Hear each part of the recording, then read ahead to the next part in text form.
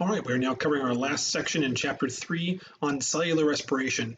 And cellular respiration and that section is complex enough that it could be quite the brain sore, if you will. I'm going to, rather than read each one of these objectives over, I want you to look at these because you should be able to do this after going over these slides and read the chapter and listen to this and going over, listening to this video. Those of you who actually take the time to go through the videos now should know sometimes you can just turn the video on and do something kind of semi-significant where you're maybe cleaning the house, whatnot, and listen and hear the terms and the concepts said over and over again, not just a matter of trying to stare at the video and take notes, which is the active form, which is great, but you can also do a little passively to get the information. So I want you to read through and be able to come back and look at these learning objectives. I'm not going to specifically go over them so we can focus on the primary part of the content and not take what could be a significant amount of time more so than we want to spend on just this one section, even though it will be vital, which is why we will keep coming back to it. And the same for these learning objectives. A few more here. So just come back and pause this slide. And yet again, cellular respiration. It's an exergonic reaction. It's catabolic with a multi-step metabolic pathway. The organic molecules are oxidized and disassembled by a series of enzymes. That's referred to as decomposition. Potential energy is stored in the chemical bonds released, and that energy is used to make ATP. And this is an energonic process. Synthesis, anabolic, reduced all go along with energonic. Oxygen is required. Now that said, in glucose oxidation, it's a step-by-step breakdown of glucose with energy release. And when this happens, carbon dioxide and water are formed. So you have this energy-rich molecule, which is glucose, with many carbon-to-carbon, carbon-to-hydrogen, and carbon-to-oxygen bonds. The net chemical reaction is once you take C6H12O6, which is glucose, and you basically break off, basically hydrolyze the 6O2 along with the C6H12O2. That's your those are your reactants. Then you get your product, gives you 6CO2 and 6H2O for the net chemical reaction. Now the pathways are ATP production. This energy is broken from these bonds that are used to attach the phosphate group, right? ATP broken apart and come to ADP. This I'm sure you've heard many times before. Now this can be used directly, which is the least common, which is substrate level phosphorylation, which is the least common because it actually requires, when a higher level of work is required, so to speak, it's the least common. It doesn't happen all the time. It couldn't happen all the time. It would drain your body.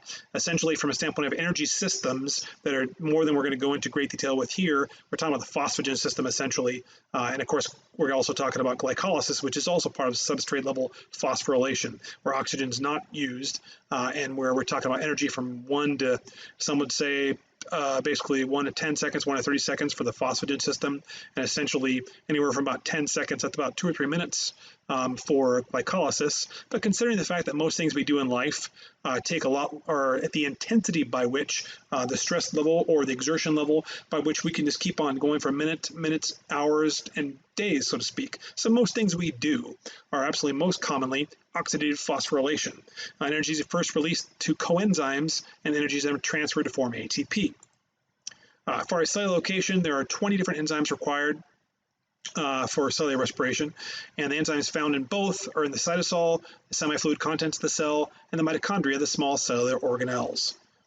For the cellular structures required for understanding cellular respiration, we have to know that we're talking about the cytosol right here in the cell, and the mitochondria and the organelles within the cell itself. Glycolysis takes place in the cytosol, and the intermediate stage, citric acid cycle, and the electron transport chain take place in the mitochondrion. The 4 stages of glucose oxidation, glycolysis, that once again occurs in the cytosol, doesn't require oxygen. Then we have the intermediate stage, citric acid cycle, electron transport system. And we'll come back to that a little more. So glycolysis doesn't require oxygen. For that reason, it can only give us energy for so long, okay? We're talking about cellular processes in general, let alone for muscular work, okay? There are 10 enzymes involved in the cytosol that participate. Glucose is broken down into 2 pyruvate molecules. That's the end product, okay? The net production of 2 ATP and 2 NADH molecules is in the process, but eventually glycolysis brings you to 2 essentially pyruvate molecules. So we have here glucose is split into 2 molecules of glyceraldehyde 3-phosphate or G3P. ATP is invested at steps 1 and 3. Okay, so ATP is involved in this process. These phosphate groups are broken apart, and this hexokinase, phosphoglucose isomerase, phosphofructokinase, and aldolase, and isomerase. 5 different steps here. Okay, whereby we're going through the process of glycolysis. You're not going to have to know these individual stages. You need to know, generally speaking, what's happening here, generally, okay? Now, so as far as occurring twice in glucose oxidation, you find an unattached inorganic phosphate added to a substrate with 2 hydrogen atoms that are released to form 2 NAD+, okay? This phosphate then transferred to ADP to form ATP, which is the end goal here. We're trying to get ATP. ATP gets broken apart, and basically leaves with ADP, then it goes to this process here in glycolysis to formulate ATP when you're in the need for glycolytic assistance. Now that has to do with, again, the level, either both the duration of work being performed as well as the intensity of work being performed. You're not going to be tested on work duration and intensity for this course specifically, but you should have an understanding. That's what we were relating this to. It's not just randomly happening. There's actually reasons why you're in each particular stage. Now, and of course, glycolysis also has occurring twice in glucose oxidation. We have step 8, the molecule moving from step 7, converted to an isomer. Okay, and then that loss of water molecule is then transferred to form ATP. So in summary of glycolysis, it's a metabolic process, occurs in cytosol, doesn't require oxygen. Glucose is the initial substrate, pyruvate the final product. There's net of 2 ATP formed, which are then used, they're invested, and 4 total are now formed, 4 total, but you get a net of 2 out of it. 2 brought in, 2 used, it creates 4, so you get a net of 2. That's what we're talking about there. Along with 2 NADH formed. NADH is going to become part, then of intermediate stages and part of the citric acid cycle and so on as well. So with regulation of glycolysis, this is through negative feedback, as most homeostatic responses are, right? Homeostatic activity. ATP is acting as an allosteric inhibitor to turn off phosphofructokinase. As ATP increases, phosphofructokinase is inhibited. Okay, you start moving more and more toward lower levels of output, longer durations of work, you'll see this happen. The fate of pyruvate depends upon oxygen availability, and oxygen availability and oxygen usage depends upon the level of work required and the duration of work required as well. If sufficient oxygen is available, pyruvate enters the mitochondria. Now we're talking about lower level intensities, work-wise, that could be a couple minutes long and beyond, or in intensities that if we're talking about muscular output, we're talking about 60–65% muscular force output. From a cellular standpoint, it's different from the standpoint of activity that's going on for a longer duration of time in the cell or in the body. If insufficient oxygen is available, then pyruvate is converted to lactate. People often refer to lactic acid too much. Lactic acid is a term gets thrown around like it's what's produced, but it's really lactate. Lactic acid is used up quickly, and lactate is the primary form we're talking about. Remaining stages of cellular respiration occur within the mitochondria, with the intermediate stage being the first of those stages.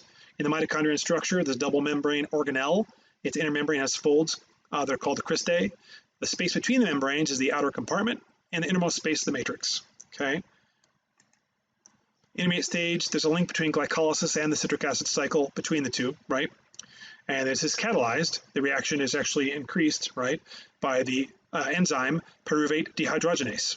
Okay, that shouldn't be terribly hard to see because pyruvate, and want to increase that catalysis, that process for pyruvate and an uptake of pyruvate from glycolysis. You're going to use that catalyst, pyruvate dehydrogenase in the intermediate stage to take up that pyruvate. And coenzyme A, or CoA, which you'll see a lot ongoing here, is combined to form acetylcholine. Okay, a neurotransmitter is going to help a lot with a lot of processes. During decarboxylation, a carboxyl group is released from pyruvate as carbon dioxide, CO2. Energy is released as NADH, formed from, NAD+, and the acetylcholine then enters the citric acid cycle. This has to occur twice, because it's 2 NADH which are produced from the original glucose molecule. Okay, so here's the mitochondria, the outer organelle of the cell, and then we have basically the pyruvate here, which is basically in that cell matrix, or that mitochondrial matrix here. And then we have ADH playing a role here with the end result here, acetylcholine and carbon dioxide. In the cyclic metabolic pathway, citric acid cycle following the intermediate stage, we have 9 enzymes, remember there are a total of 20 we're talking about here, in the mitochondrial matrix that are playing a role here. Acetylcholine is converted to 2 carbon dioxide molecules, and the choline, or CoA I should say, is a molecule is released, and it gets you ATP, 3 NADH, and 1 FADH2 formed during this one cycle. And of course, with each substrate that's formed, each has its usage in a later stage. Okay? So as far as the steps, the citric acid cycle, acetylcholines combine with oxaloacetate to form citrate. 2 and 3, the isomer is formed by removing the water molecule, then attaching elsewhere.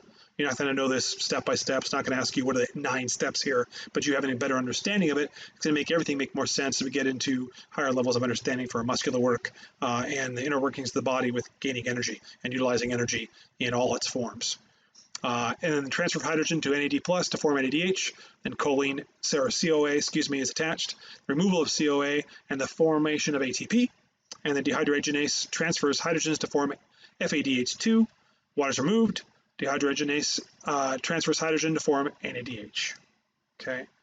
And then I want you just to maybe take time to pause and try to work through the cycle here rather than us taking the time with each independent action, because then again, the more you understand here, actually this direction here for you to make sure that's clear. I'm not messing you up with the rotation here. Better understanding you have there, the more it's going to make sense for a lot of other processes we refer to in the future. So the summary of the citric acid cycle occurs in the mitochondria, requires oxygen. Acetylcholine is the initial substrate, 2 carbon dioxide and 1 CoA produced. And then we have 1 ATP, 3 NADH, 1 FADH2 formed per cycle. And the oxaloacetic acid involved in the first step and regenerated in the last step. That gives us 2 turns for 1 glucose molecule, 2 ATP, 6 NADH, 2 FADH2, which will bring us to our final cycle for the electron transport chain. That regulation of the cycle occurs at the first step enzyme, citrate synthetase. If energy demands are high, then NADH, ATP, and pathway intermediates are low, cycle activity is increased, so stay within it. Energy demands are low, level of substances are higher, cycle activity decreases, and that helps it maintain homeostasis, right? So our final cellular respiration stage is electron transport system. The transfer of electrons for NADH and FADH2, and that energy is used to make ATP. The structure of the electron transport system are located within the inner membrane, okay? This hydrogen pump, proteins that transport hydrogen from the matrix to the outer membrane compartment of that mitochondria that maintains this hydrogen gradient between the outer compartment and the mitochondrial matrix, okay? The electron carriers transport electrons between the hydrogen pumps, and the series of hydrogen pumps electron carriers is called the electron transport chain. So far as the steps go, electrons are transported or transferred from the coenzymes to oxygen. This coenzyme releases the hydrogens and oxidized. Electrons are passed through electron carriers to oxygen, and this oxygen combines with 4 electrons and 4 hydrogen, and that produces 2 molecules of water, right? This proton gradient is established as electrons are passed through the electron transport chain. Kinetic energy is harnessed by these hydrogen pumps. This moves the hydrogen to the outer compartment, maintaining this proton gradient. This proton gradient is harnessed to form ATP. As hydrogen moves down its concentration gradient from outer compartment into the matrix, kinetic energy is falling for hydrogen, which is harnessed by the ATP synthase enzyme. This new bond between ADP and inorganic phosphate form, producing ATP. And oxygen is the final electron acceptor in oxidative phosphorylation. ATP is formed from phosphorylation of ADP, right? It's distinguished from the substrate level phosphorylation because in the substrate level forms, ATP is from energy directly released from a substrate. It's immediate and it's very quick. It needs to be to provide energy in a very short period, though. It can only do so for very long before it moves from essentially a phosphagen system, which is something we haven't talked about here really other than just brief mention of it. It's not mentioned in your text, which is part of that substrate level phosphorylation going into glycogen or glycolysis, which is really the second phase, if you will, of substrate level phosphorylation, then moving into the intermediate stages of the citric acid cycle and electron transport chain of the oxidative phosphorylation. That said, I'm not going to spend too much time on this one, but you can get a better graphic representation. Let me increase it for you so you can see it better. But you want to be able to just take a quick look to be able to see the different aspects here, referring to electron transport chain, to be able to see exactly what we're just referring to. You can just look at these images and take a second and refer back to the previous video if you're having difficulty trying to recall the steps and what's going on at each level here, but this gives you a good little graphic representation. And the summary of the stages of cellular respiration, which we already did, but you actually can see again in the graphic, and again I'll move in for you so you can actually see this better. maybe a little too much actually. There we go, a little bit better. And give you a better viewpoint on being able to break down the different aspects of glycolysis, intermediate state, citric acid cycle, and leading us to the electron transport chain. And again, this is higher intensity, shorter duration, and even lower intensity, longer duration, even lower intensity, longer duration, and with the electron transport chain system of oxidative phosphorylation is even for greater length of period, moving more to several minutes and beyond for activity levels, which is the majority of activities within the body and that the activity of the body performs, or that the body performs. For ATP production then, the number of ATP molecules that are generated depends upon the entry level point of electrons into the transport chain. Electrons from the NADH enter the top, it's passed through these 3 hydrogen pumps, generates 3 ATP molecules. Electrons from FADH2 enters the second pump, generates 2 more ATP molecules. So you have glycolysis, basically giving you 2 ATP, and basically in substrate level phosphorylation. And then when you get into oxidative phosphorylation, gets you 2 NADH to give you 6 ATP. Intermediate stage gets 6 ATP with the help of 2 NADH. Citric acid cycle, you're invested basically at the substrate level phosphorylation, you would normally see 2 ATP. You're getting 18 ATP at a citric acid cycle, and then 4 more. And then the total giving you up to 34 ATP through the entire process of the electron transport chain, finalizing that, which actually should say right here. Okay, so those cycles specifically are going to give you a sum total of roughly, some texts refer to as many as 38 ATP and some as low as 29 to 30. So there's some variance in there. But that being said, the net is somewhere around 30. Okay, that was what it shows here. It's being 34 and minus 4, that should say 4 here, which would really come out to be about 30 ATP. I'm actually not going to spend time on this. This is more for your own information, for your own self-check and understanding what's going on from a clinical view. I'll have you just be able to maybe stop there and take a moment to kind of go over some of that content. I put it in here initially, but I don't want to make this go too terribly long, and I don't want it to be too terribly in-depth for you just yet. But you can pause this and try to work your way through some of these concepts here for your own education and your own understanding. But this is really kind of the higher level, expert level that we're looking for here for understanding. But I'm putting it in here for you so you've got it just the same for back reference. Okay, same with what did you learn? Good self-check. This is great preparation for your exam, and great preparation for you for later units. Just pause it there to look at those. All right, and that is our cellular respiration unit.